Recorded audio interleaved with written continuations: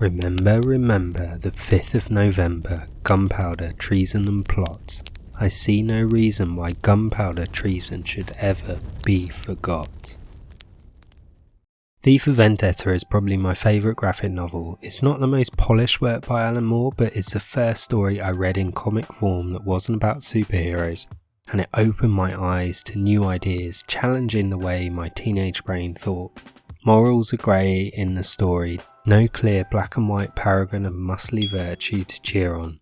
Instead, the hero, the titular character V, is a confusing figure who quotes Shakespeare as he kills, while wearing a mask with a fixed grin.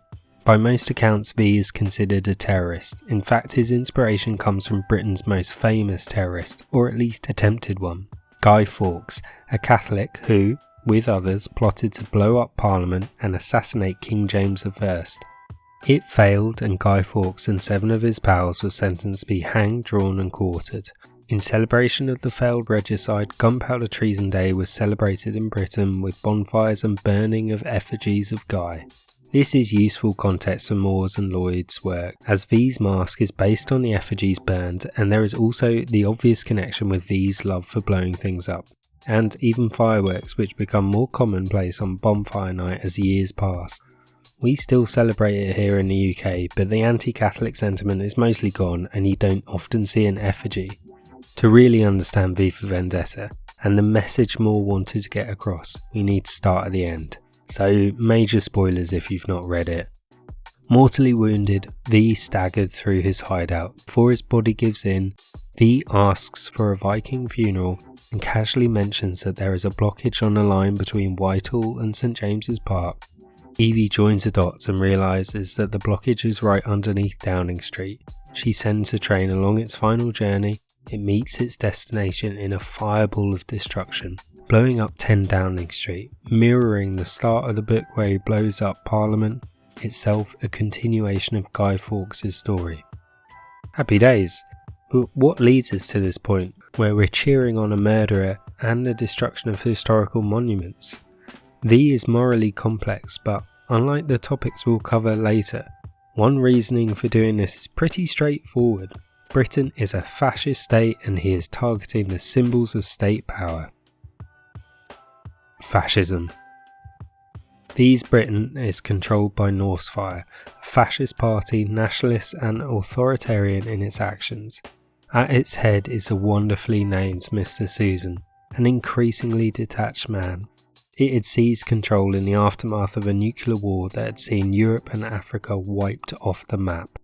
Britain had been spared this fate as the Labour Party, in the 1980s, having ousted the Tories, which Moore was so confident would happen, had removed all US missiles and was therefore no longer a target. It was not spared the fallout and nuclear winter though. Lawlessness and famine helped Norsefire gain control. An iron grip of hate then wrapped around the country's throat as the fascist party imprisoned and murdered undesirables, socialists, people of colour, gay people, trade unionists, people with disabilities, the elderly and so on. There were some pockets of resistance in Scotland and Ireland, but they were failing. We discover that V himself was a direct victim of Norsefire. He had been part of a concentration camp, Larkhill, where he and many others were subjected to horrific medical testing. One of the most memorable parts of V for Vendetta is hearing the harrowing story of Valerie, written on toilet paper in the cell next door to V.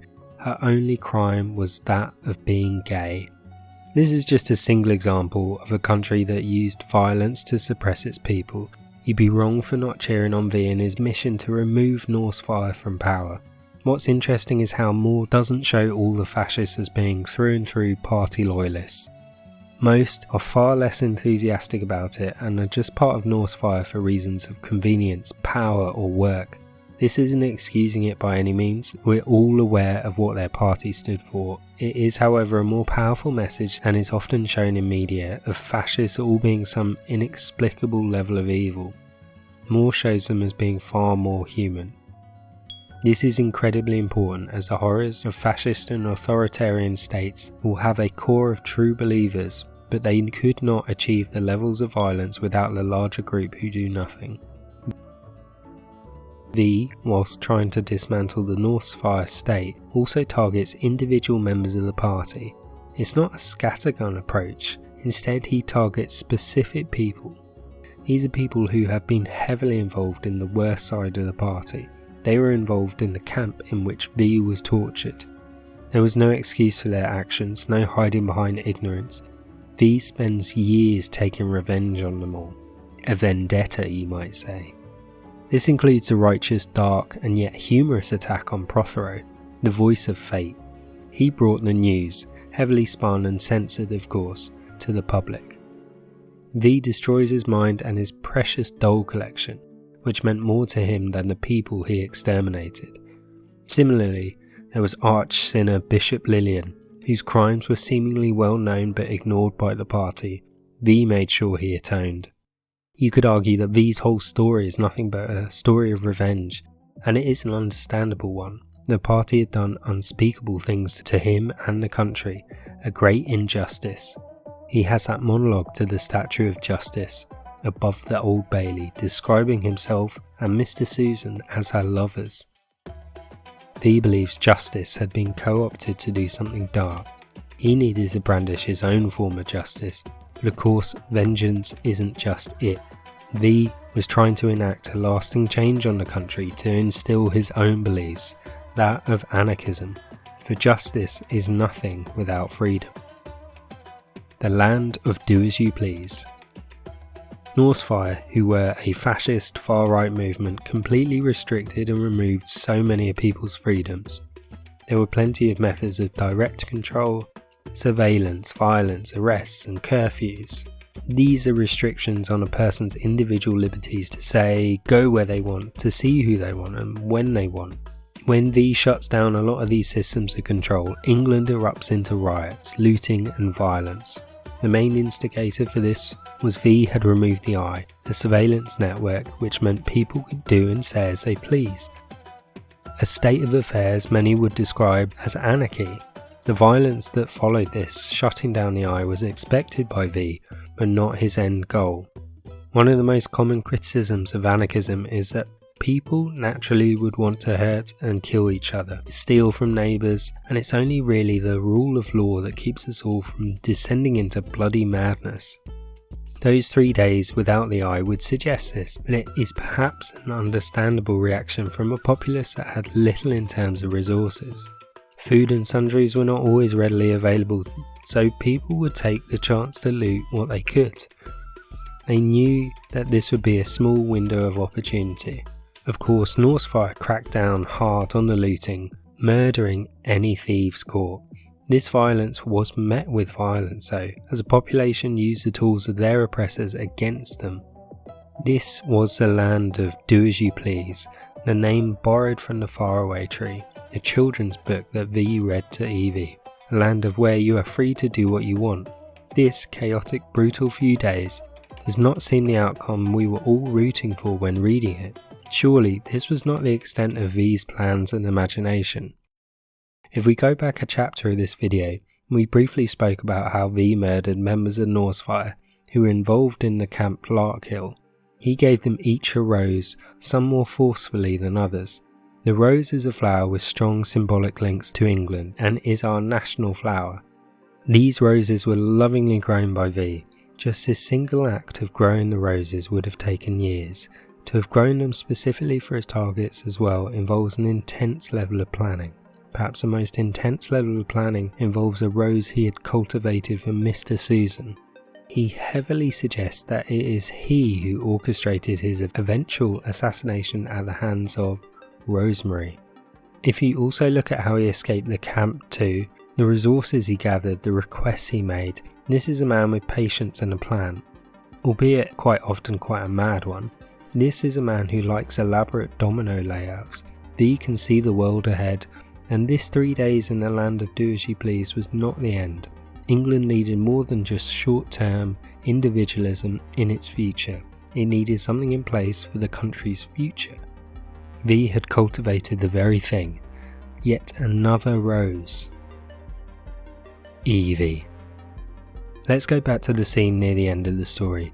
V's companion Evey is the one who grants him that Viking funeral, setting in motion the explosion that destroys Parliament and enacts his plan. Just before this though, Evey experiences quite the emotional turmoil.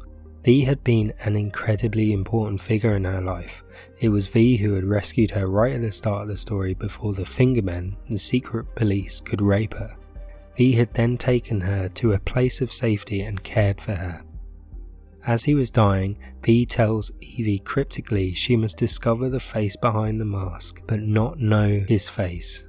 When he does die, she has trouble knowing what to do and how to react. Her instinct is to look, and she even pictures herself discovering it was her father behind the mask. Her father who had been dragged away for being a leftist when she was younger. She even sees her former lover, Gordon, before he too was murdered by the state. Finally, she sees a young, frightened Evey, the same face she wore when she first met V. V's cryptic message is now clear. She discovers the face behind the mask will be hers. She will now wear it, continuing V's work. She never does learn what V looks like though, but it does not matter. In Evey's own words, because whoever you are isn't as big as the idea of you. This is an interesting point in the wider superhero genre of comics, where so many are heroic symbols but have such an emphasis on keeping those secret identities. V understood symbols immensely, spending so much time taking down symbols of power for Norse fire. He also understood that he too was a symbol for the alternative. His method had been violence though. With Evey behind the mask, she might be a symbol of hope, of better things to come. This is why V put so much effort into training, educating and caring for Evey. This was not the father figure role that Evey had wanted. This was quite different. He gave her access to literature and media that was banned and destroyed under the fascist regime. A regime scared of what alternative ideas and writing might do. Music, art and stories are all now part of her world instead of only state-approved shows and news. V speaks like a madman half the time, but clearly intelligent. It's worth reading again and comparing how a lot of Norse fires speak. See what you notice. Evey is also remarkably different to other women in the book, like the widow Rosemary.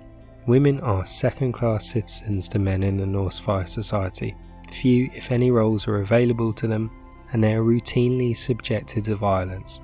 I suspect this is why Moore had V tell Evey that he is not her father, as a way of distancing V from the patriarchy of Norse fire. Despite her initial reliance on V, Evey is given the tools to become more, to grow, develop and become the woman she should be. It's not all loving care though from V. V also does something incredibly dark, to get her to understand the true horrors of what Norse fire are capable of. He creates a fake concentration camp and has her interned there. What Evey does not realise is that V is in control and none of it is real. She feels every bit of pain and horror subjected to her.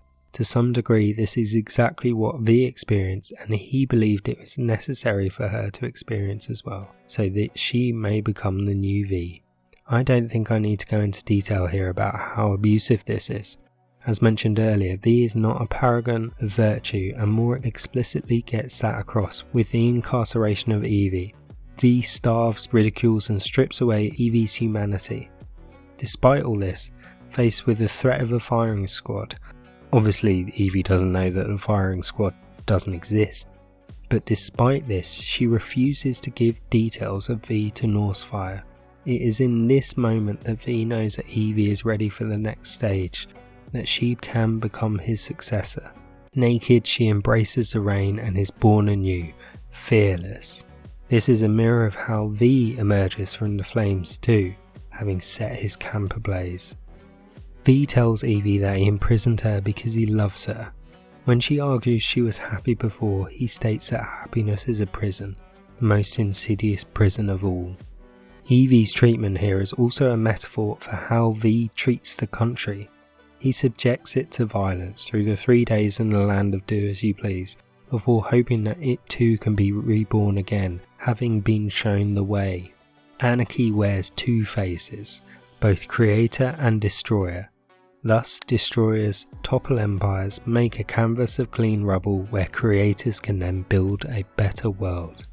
V is the destroyer, reducing Norsefire and its tools of oppression to rubble. Evey is the other face, the creator, although she starts off with a bang in her new role as V. By giving her predecessor his explosive funeral, she quickly changes tact. Prior to this, she'd addressed a crowd, saying that England's future was in their hands, a future of freedom or one of chains. We saw earlier in the book that when the eye was turned off and people start to turn against the police brutality, anger and frustration was disjointed and fractured. They need a figurehead. At the end of her speech, the crowd erupt, chasing the remaining police forces. Evey does something that makes her different from her teacher.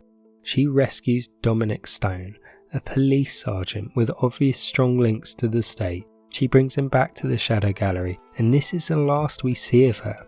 We can only assume that she is offering to take him under her wing. I suspect that Moore wanted us to see Evey as a builder of peace, offering servants of the previous regime an opportunity to learn and grow, becoming a part of this brighter future. Stone must be chosen to be the next V. Evey is of course the true focus of the story. V knew her potential from the offset, and that is why he chose her. I think the real turning point, excluding the mock Clarkhill imprisonment, was when V explains his roses to Evey. He offers Evey the opportunity to pick a rose for the murder of her lover, Gordon. She refuses, turning down an option for revenge and further violence. She had of course tried to shoot Gordon's murderers, her own vendetta, before V had intervened. Earlier still, after the murder of the bishop, Evey confronts V about using murder as a tool. Here though, she is unsure, saying killing is wrong, isn't it? V quotes Faust and the Rolling Stones' sympathy for the devil in the book, and is even shown with little horns. Here with the rose though, he is the devil again, with the offer, and Evey turns him down. Anarchy in the UK. So what did Moore want us to take from the book? It's probably best to understand the context that it was written in. Britain was still in the midst of the Tory government, which was intent on gutting the country's infrastructure. Among the Tory party were some particularly nasty elements, like the Conservative Federation of Students, wanting to hang Mandela, as well as their dog whistle campaign for family values through Section 28. Like in V for Vendetta, othering, or creating an out-group the in-group can rally against as an enemy, is a pillar of fascism. Thankfully, we've moved on from such things now in the UK. Moore extrapolated some of these sentiments and built an ideology and a future state of Britain around it. Grim dystopian future where instead of being controlled by robots, we get controlled by grubby little men. Moore wanted to show an alternative system, that of anarchy. We've touched on it earlier with the land of do as you please, where it is shown as people being free to do whatever they want. This individualist approach is not shown in a positive light though, as the story shows how it doesn't go well, ending up in violence. What does this mean then? That Moore doesn't think anarchism works? Not necessarily, no. Anarchism, at least what Moore's version is less based on being free to, but more being free from. This might sound like semantics, but it's an important distinction. One should be free from oppression, violence, subjugation. In an anarchist society, everyone would be free from those things, meaning you would not be able to commit them on others. This is the ultimate goal of anarchism, where there is a state of ordnung, a natural order. V of course does not have this approach, but he wants it, hence the grooming of Evey to take over. What V believes is that he needs to commit these acts of violence to be the destroyer, to get England to a place where it can be rebuilt as a place of freedom. What freedom looks like is quite different to everyone. We saw a handful of people gain different levels of freedom, the most obvious and extreme being Evey. Even if Britain still remains a fascist state, Evey ends the story being able to make her own decisions and her own choices, something that she hadn't been able to do before. Another great example of that is Detective Finch. Whether he felt some shame over his role in the party, he was still a Norsefire man. He too, though, has a naked reborn again moment like the two main characters after visiting Larkhill. It's not Evey who ends the story, but him, turning his back on the cunning but horrible Helena Heyer, refusing to set up a new fascist order. Finch's freedom was earned through an acid trip in an attempt to get into the mind of V, a man he considers to be a terrorist. Of course, we know the old phrase, one man's terrorist is another man's freedom fighter, and this gets to the point of the book in my opinion. How much violence would be acceptable to you to have a guaranteed peaceful society? What if it wasn't guaranteed? What would you be willing to do to get your political ideology and power? These questions are rhetorical, please don't comment your answers, you'll get us all banned. Life's a stage. I thought I would wrap the video up with one final point. V is obsessed with theatrics, the cape, the explosions, the Macbeth quotes, the Larkhill sets, he loves it all. He plays the main star, lead vocals, director, conductor, choreographer. He is in control of his story, he has agency. V wants you to know that you do too.